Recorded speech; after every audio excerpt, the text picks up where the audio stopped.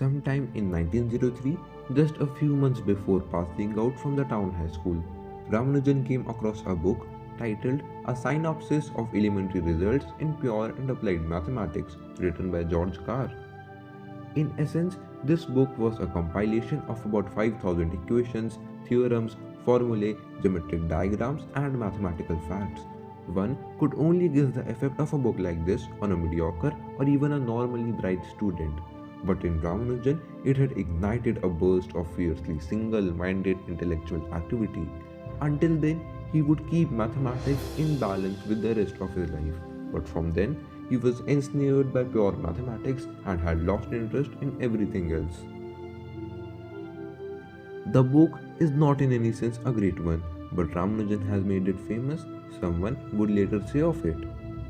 In 1904, after passing out from high school, Ramanujan entered Kumbakonam's government college with a scholarship awarded on the strength of his high school work. But now, he was no longer paying attention to physiology, English, and history, which he was supposed to be studying. He even failed in English composition, and that too badly. To the college authorities, he was just a student who was neglecting all the subjects except one. The penalty for this was inevitable. His scholarship was taken away.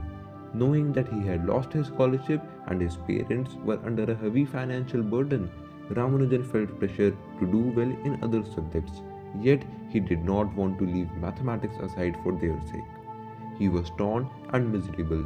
He endured this situation until he could endure it no longer, and in August 1905, at the age of 17, he ran away from home to Visakhapatnam.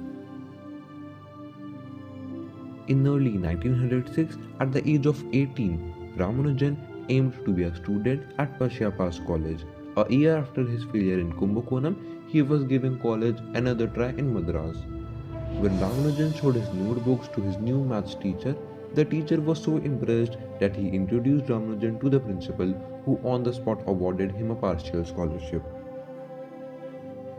Ramanujan's early days at Pasyapas College seemed to be filled with new promise, but there was nothing new in them, for his experience in Kumbakonam just repeated itself in Madras. In December 1906, he appeared for the examinations and failed in all the other subjects.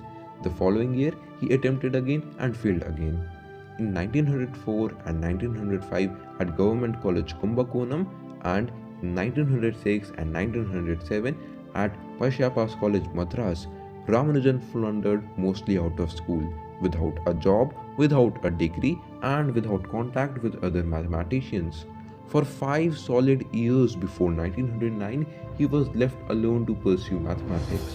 He received no guidance, no stimulation, and no money beyond the few rupees he made from tutoring.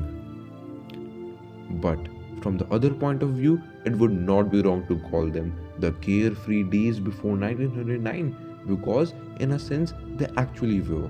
In some ways, they were the most productive days of his life. But what happened in 1909? Let us see in the next video.